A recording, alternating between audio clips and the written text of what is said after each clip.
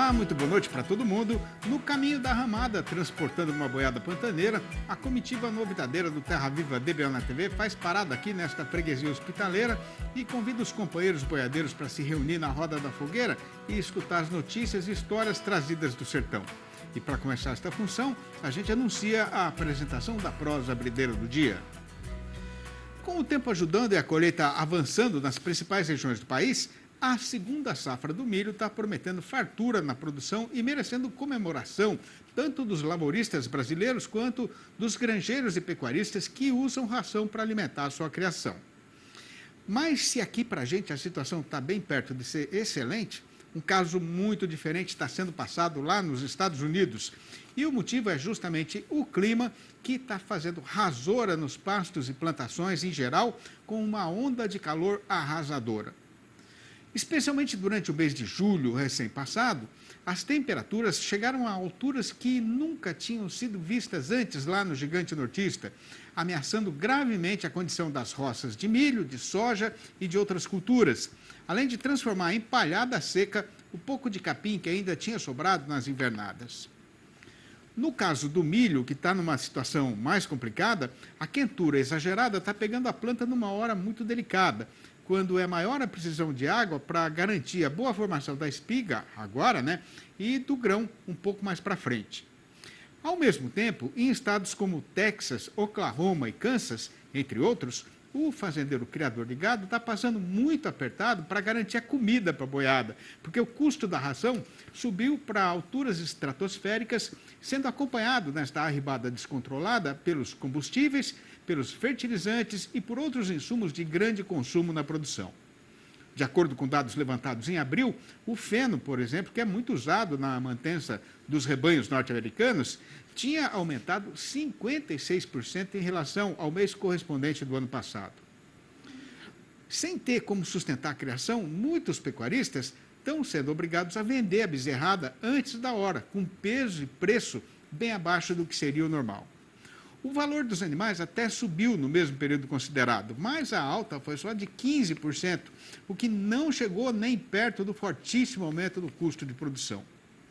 Pior do que isso ainda foi o que aconteceu no estado de Kansas, em meados de julho, quando milhares de cabeças de gado morreram por causa de problemas de saúde provocados pela temperatura exagerada. A previsão é de que a chuva pode voltar agora em agosto, mas os graves prejuízos já sofridos estão mostrando que, no mundo inteiro, é muito urgente aumentar o uso de tecnologia moderna que já existe para dar mais sustentabilidade para a atividade agropecuarista, na intenção de reconstruir a parceria da produção com o meio ambiente e garantir o próprio futuro da humanidade. Estando com o instrumento afinado e sem precisão de fazer a reafinação, a gente risca de novo a viola e segue na função, aproveitando para passar agora aos companheiros os últimos acontecimentos do mercado do boi magro e da reposição. De acordo com um relatório mais recente feito pela Scott Consultoria, o mercado de reposição reportou poucos negócios nas últimas semanas. A baixa qualidade das pastagens, devido ao período seco e alto custo da alimentação concentrada, tem afastado os compradores. Na média de todas as categorias de machos e fêmeas monitoradas, houve queda de 0,8% nos preços em relação à semana anterior. Quando comparado ao início do mês, o recuo foi de 2,4%. Os machos anelorados apresentaram a maior queda, de 1,4%, enquanto para as fêmeas aneloradas, o recuo foi de 0,8% na comparação semanal. As cotações devem seguir em queda, uma vez que a demanda deve continuar fraca. Já para a relação de troca, o destaque fica com o Maranhão, que na comparação mensal registrou aumento de 3,9% na cotação do boi gordo, enquanto a referência para bovinos de reposição caiu 2,8%. Assim, a relação de troca do boi gordo com todas as categorias de machos anelorados melhorou 6,8% no período. Com a venda de um boi gordo, compra-se 2,22 bezerros de desmama, 2,05 bezerros de ano, 1,84 garrote e 1,48 boi magro no estado, melhora de 8,2%, 7,9%, 7,4% e 3,9%, na mesma ordem. A janela de compra é boa no estado, mas as condições das pastagens e a alimentação podem limitar a comercialização. Indo na frente do marroeiro, o ponteiro achou um lugar bom para a cesteada e avisou os companheiros para segurar a boiada, que a hora é recomendada para se fazer uma rápida parada. Mas é só esperar um minutinho e é já que a gente vai voltar. Aguarde-se. Estamos de volta para a estrada e com a boiada já ganhando chão neste mundão do sertão, a gente anuncia com grande satisfação a apresentação do quadro Pecuária em Alta, uma produção da Alta Genéticas do Brasil. Acompanhe.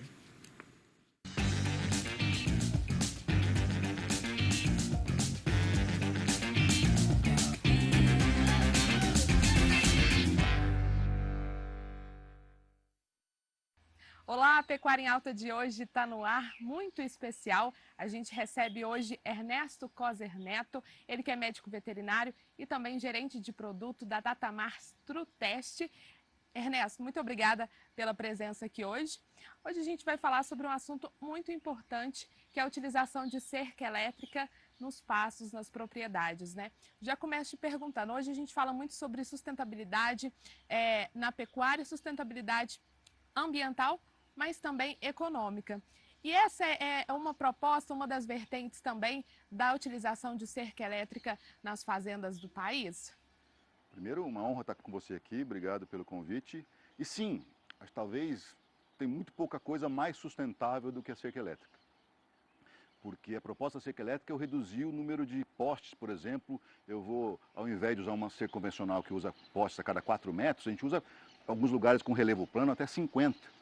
Em vez de usar 5 fios de arame, usa 1, 2 ou 3. Então, assim, eu vou gastar muito menos insumos. Um exemplo que eu sempre dou, as pessoas, né, a gente é obrigado agora a fazer cercas em volta das matas, das reservas, das APPs. Pô, seria sustentável gastar uma mata em madeira para cercar outra mata? Então, se eu sei que uma cerca como essa, com 30, 40 metros de distância entre postes, funciona, será que é sustentável fazer uma cerca de 4 em 4 com 5 fios? Pois é, e essa tecnologia, né, da cerca elétrica, ela é bem antiga, mas ela ainda é muito pouco utilizada nas propriedades brasileiras. A cerca elétrica foi desenvolvida lá na Nova Zelândia, a empresa que eu trabalho é de lá. Minha empresa, por exemplo, é de 38. Então são mais de 80 anos que a Nova Zelândia trabalha com cerca elétrica. Nova Zelândia é a meca do manejo de passagem no Brasil e eles inventaram a tecnologia da cerca elétrica para melhor manejar. No Brasil, essa tecnologia não é ensinada nas universidades e não existe tecnologia que dá certo fazendo errado. E ela chegou no Brasil já há um bom tempo atrás, só que não vinha funcionando bem, porque não existe tecnologia que funcione bem usando errado. E esse é o trabalho da gente hoje, de treinar esse mercado e levar informação de qualidade para que ele tenha sucesso com essa tecnologia e consiga realmente comandar o pastejo, que esse é o propósito da cerca elétrica, né? Ser o cajado do pastor para manejar bem os animais na fazenda. Como que funciona? Para a gente explicar de uma forma mais clara para quem está nos acompanhando em casa, na maior parte das propriedades é utilizada a cerca convencional. Quais são os custos e como que funciona se eu quiser modificar? Quais são os principais benefícios de se utilizar uma cerca elétrica? O que seria uma cerca convencional? Postes a cada 4 ou 5 metros, 5 fios de arame e a mão de obra disso. Dependendo da região do país, custo da madeira, custo da mão de obra, mas é algo em torno de R$15 mil por quilômetro, podendo chegar a 20 ou um pouco menos. Uma cerca elétrica, com a proposta de cerca elétrica, eu vou aumentar a distância entre postes, então eu vou usar menos postes e menos fios. E a mão de obra, na maioria dos casos, eu sequer preciso contratar cerqueiro externo, a equipe da fazenda mesmo consegue fazer uma cerquinha com postes a cada 20, 30, 40, 50 metros. Então fica muito mais barato e uma vez ficando mais barato eu posso subdividir muito mais minha fazenda. Porque a gente sabe, Letícia, que é o seguinte, quanto menor o período de ocupação que esse animal fica nessa parcela, nesse piquete, e quanto menor é essa parcela, mais bem colhido vai ser esse capim. E assim, eu falo a gente porque eu também não sabia nada sobre cerca elétrica, né? Eu sou veterinário com 26 anos de formado e há 10 na empresa. Eu fui apresentado para a cerca elétrica há 10 anos atrás, que eu não sabia nada. A gente, sem dominar essa solução, acabava trabalhando com pastos, com poucos pastos e pastos muito grandes, que dificilmente você consegue comandar o pastejo, você acaba tendo pasto rapado, pasto passado, você vai ter baixa eficiência de pastejo. Se você domina a cerca elétrica, você passa a comandar melhor esse pastejo, você vai diminuir o tamanho das áreas e vai mandar no gado com certeza. O que acontece hoje no Brasil, em função desses piquetes serem muito grandes, não se consegue comandar esse pastejo. É mal manejado, normalmente perto do bebedouro o capim rapa, no fundo do piquete o capim passa, sabe? E a turma conserta isso via suplementação, tornando a dieta, a diária do animal mais cara. E como não corrigir o manejo, esse pasto vai degradar e eu vou precisar de reformas frequentes desse pasto. Então, assim, um retrato, né, do cenário normal, comum aí no Brasil, são essas fazendas que acabam usando ração de forma compensatória e sendo obrigada a fazer reformas frequentes, sabe? Realmente tirando a rentabilidade do setor. Realmente. E uma dúvida que a gente tem é o choque provocado pela cerca. Ele é um choque diferente daquele que a gente recebe quando coloca a mão na tomada, por exemplo. Ele é muito forte, a gente consegue fazer o controle dessa voltagem. Como que funciona nessa parte? É assim, Letícia. Em casa, você tem 110 ou 220 volts com uma amperagem muito alta. Realmente, e a amperagem te cola e te mata. Um bom eletrificador, assim, e a minha empresa atua em 120 países do mundo, então, pessoa com marca-passo pode tomar um choque nosso que não tem problema nenhum.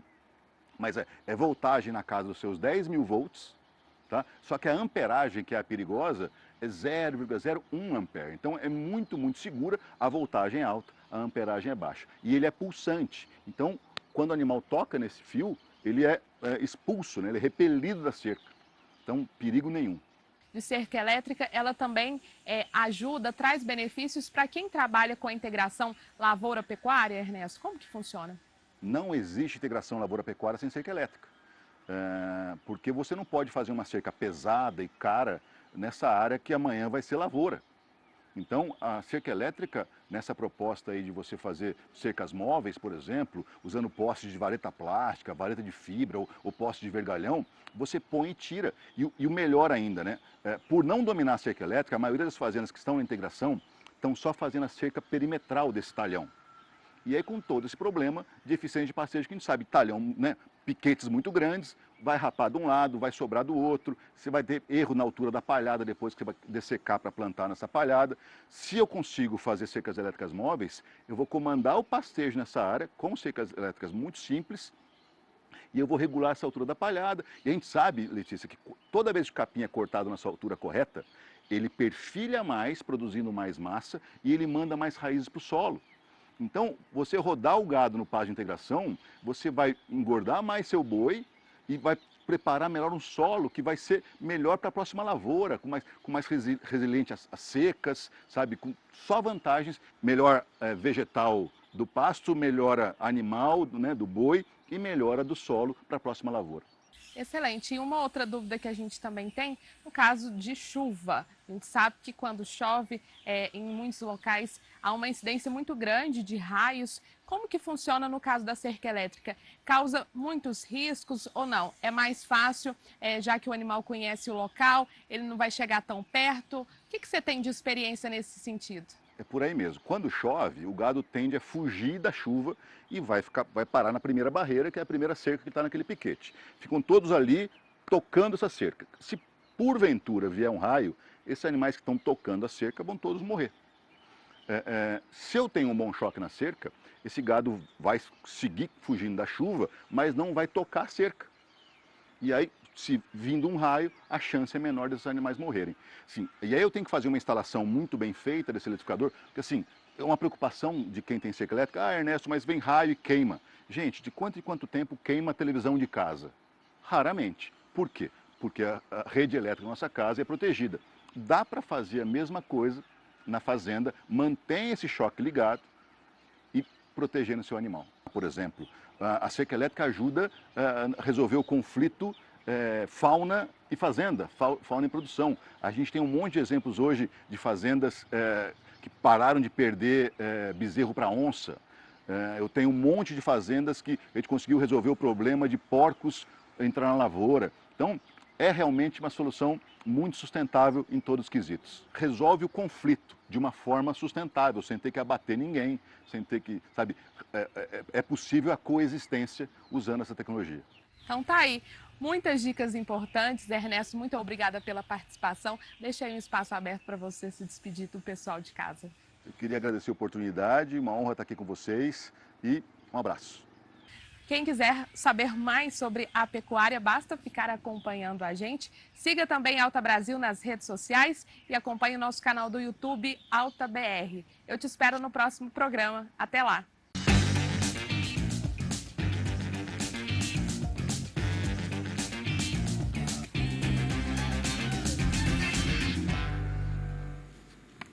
Estando o andamento da empreitada dentro do que estava planeado, a comitiva faz aqui mais uma parada ligeira para retomar em instantes a nossa lida marchadeira.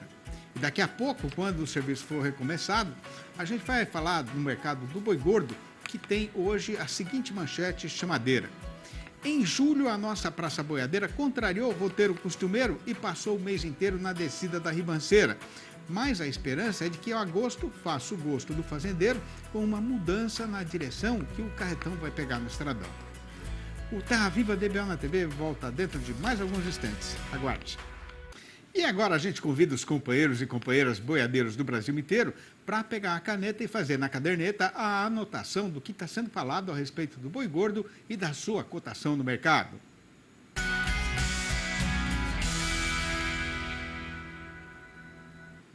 Pois o que tem para ser contado é que, com o agosto já estreado e entrado no calendário, no comércio pecuário o povo ainda está remoendo o desgosto que foi o mês de julho recentemente terminado, que contrariou o roteiro costumeiro e, em vez de subir a ladeira, como seria o esperado, foi para o lado contrário e ficou o tempo todo embicado na descida da ribanceira. Sendo este período atual o mais seco do ano, o comportamento normal do mercado deveria ser de forte redução na oferta de gado terminado, com o encurtamento da programação de abate na indústria e a arribada geral da cotação, né? Mas o caso acontecido foi que o dono do frigorífico, que é mais sabido do que o Pedro Malazartes nas artes da negociação de boiada, quando viu que poderia ter carestia de mercadoria na praça, já saiu logo no eito campeando boiada a termo e fechando o contrato no mercado futuro. Com esse procedimento, o sujeito ficou perfeitamente seguro a respeito do seu abastecimento. E com a câmara fria estando mais para cheia do que para vazia, ele deu ordem para o comprador de gado, que é o seu empregado, né, para voltar a correr o trecho com o facão derriçador de preço na mão. O resultado foi que, aqui em São Paulo, por exemplo, no mês passado, a cotação do boi gordo sofreu um forte corte de R$ 9,00 por arroba, coisa que ninguém imaginava que pudesse acontecer, primeiramente porque faz tempo que a safra do capim chegou ao fim, e segundamente porque o tamanho do rebanho fechado na primeira rodada do confinamento teve um substancioso encurtamento em relação ao que estava sendo esperado. E para piorar ainda mais a situação para o lado do fazendeiro, o consumo de carne continuou despencando aqui no nosso próprio terreiro. O motivo desta situação, que a gente tem falado aqui de assim e outro também, é que com a crise da economia, o desemprego ainda grande e a inflação comendo todo dia um pedaço do nosso dinheiro, a apertura do povo está tão grande que, quando dá para comprar mistura, o trabalhador brasileiro está comendo arroz, feijão e ovo. O que não deixou a arroba afundar de vez nestas semanas derradeiras foi o setor exportador, que continuou nadando de braçada. A conta de julho ainda estava sendo fechada nesta segunda-feira, mas desde a semana passada já se sabia que o mês foi excelente, com expressivos aumentos no volume despachado e no valor apurado.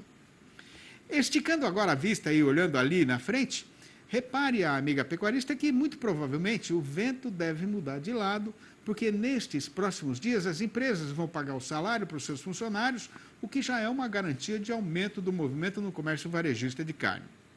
Além disso, o governo federal, na tentativa de reanimar a economia, está começando a pagar uma balaiada de auxílios e adjutórios financeiros para algumas categorias de trabalhadores brasileiros e para a população mais necessitada.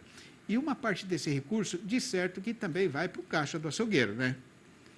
O primeiro sinal de devorteio na direção em que está andando o carretão acaba de chegar do mercado de carne com osso no atacado, onde a carcaça casada de macho castrado parou de cair e subiu para R$ 19,37 o quilo, o que representou uma alta de 2,4% na comparação com o que estava sendo falado na segunda-feira passada. De qualquer maneira, no balanço do dia da Scott Consultoria, foram registradas mudanças nas cotações em 6 das 32 regiões pesquisadas no país inteiro, sendo 2 para cima, mais 4 para baixo. A listinha das arribadas foi encabeçada pelo norte de Mato Grosso, onde o boi aumentou para R$ 287,50 a prazo e livre do Fundo Rural. No Espírito Santo, a vaca melhorou para R$ 271. Já em Belo Horizonte, a capital das Minas Gerais, o macho caiu para R$ 279. No sul do estado, o boi foi rebaixado para R$ 285,50. No sul do Goiás, a fêmea já não vale mais do que R$ 269. E em Paragominas, no Pará, o macho escorregou para R$ 283,50. Na beira do Panema, hoje a Siriema cantou mais triste do que nos outros dias, porque foi dada a ela a missão de anunciar que, neste chão do sertão brasileiro, morreu um velho boiadeiro. Saiu da vida sossegado, porque a sua parte já estava cumprida e ele estava cansado da lida, mas foi levando um pedaço da nossa história que talvez não tenha sido contado e para sempre vai ser perdido, porque assim como ele, o seu passado de glórias acabou esquecido e não foi valorizado no tanto que era merecido. Eu tenho orgulho de ser sertanejo, poeta, escrevinhador, e para os amigos e amigas que também fazem gosto e têm admiração pela cultura campeira brasileira, eu recomendo humildemente a leitura dos 4 livros da minha série Versinhos de Caipira, que, aliás, também podem servir como sugestão para fazer um presente diferente agora no Dia dos Pais que está chegando, né? Quem quiser saber como fazer para comprar um exemplar ou logo a coleção inteira, pode ligar diretamente para mim, no meu telefone particular, que é o 11 98224 1807, 11 98224 1807, ou mandar um e-mail para sidneymascio@uol.com.br ou ainda achar meu nome lá no Facebook. E estando já com a comitiva formada para marchar de novo na estrada, a gente anuncia aqui a nossa retirada, mas já deixa combinada a volta do Terra Viva DBO na TV para amanhã, às 6h30 da manhã e às 7h25 da noite. Um abraço para todo mundo e até lá então.